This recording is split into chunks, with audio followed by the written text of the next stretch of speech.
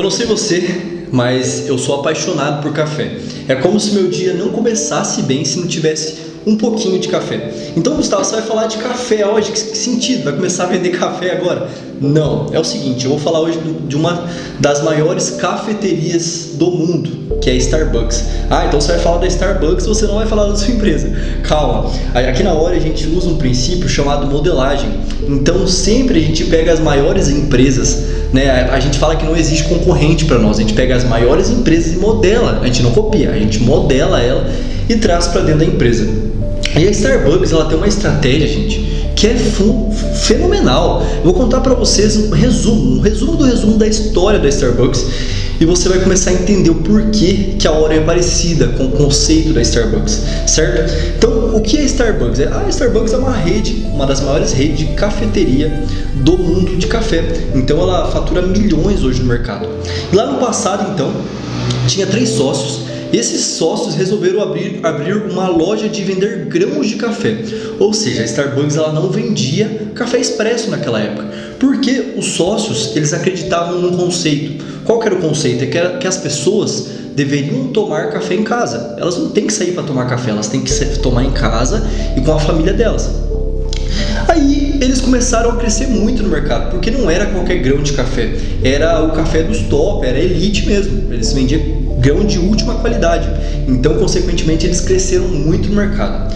Só que chegou um momento que eles poderiam despencar no mercado, porque eles não estavam inovando, então conforme a era digital veio, eles não inovaram, até que chegou um cara que é chamado Edward, não sei falar o nome dele, eu sei que ele era responsável pelo marketing da Starbucks. E ele falou o seguinte para os 3 donos, falaram, vocês vão ter que começar a vender café expresso e vão ter que começar a fazer aplicativo para poder vender o café nesses aplicativos. E os sócios ficaram nem aí para esse cara, falavam, cara, você não está entendendo, você está faturando um monte, o que você quer se meter no meio? Beleza, os sócios não seguiram a ideia dele. Então o que o sócio fez? Ele foi lá e abriu uma cafeteria para ele. Ele foi lá e abriu uma cafeteria e essa cafeteria bombou, que era uma cafeteria de café expresso mesmo. E bombou tanto que ele pegou esse dinheiro, foi lá e comprou a Starbucks e se tornou dono da marca. Então esse cara ele era responsável pelo marketing da empresa e depois virou o dono da marca. E qual que foi o pilar principal que fez a Starbucks se tornar mundial? Antes eles eram fortes, eram grandes, sim, só que apenas no território deles. E esse pilar, essa estratégia fizeram eles bombarem. Qual que era a estratégia do marqueteiro aqui? Ele falou o seguinte: as pessoas elas não podem ir na Starbucks para simplesmente tomar um café. Elas têm que ir na Starbucks para encontrar felicidade. Elas não podem ir lá só tomar um café. Vou lá tomar um café de $4? Não faz sentido.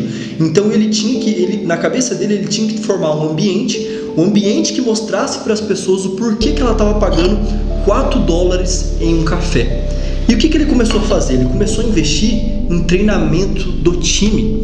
Então essa é a estratégia, é você investir em treinamentos do teu time, é fazer o seu time ser feliz. E ele investiu muito na felicidade do time dele. Ou seja, chegava um cliente, o cliente sentava, o funcionário da Starbucks tratava muito bem o cliente simplesmente se sentia feliz na Starbucks.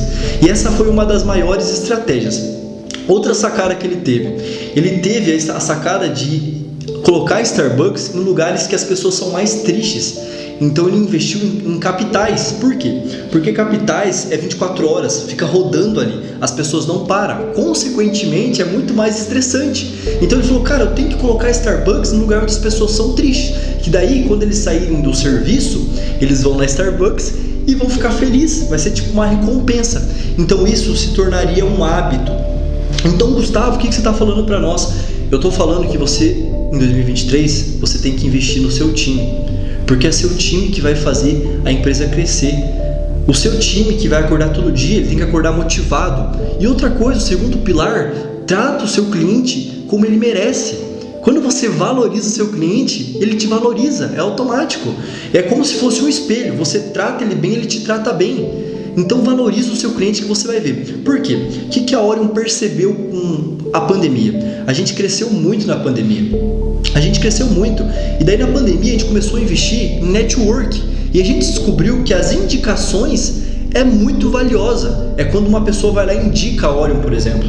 A gente começou a ganhar muito cliente assim. Então, se você trata bem o seu cliente, ele vai querer te indicar. É essa a essência. Então, trata bem o seu cliente, trata bem o seu time, treina o seu time, dá lazer pro seu time, que consequentemente eles vão te retribuir. Tranquilo? Eu espero que você tenha gostado dessa história e até a próxima.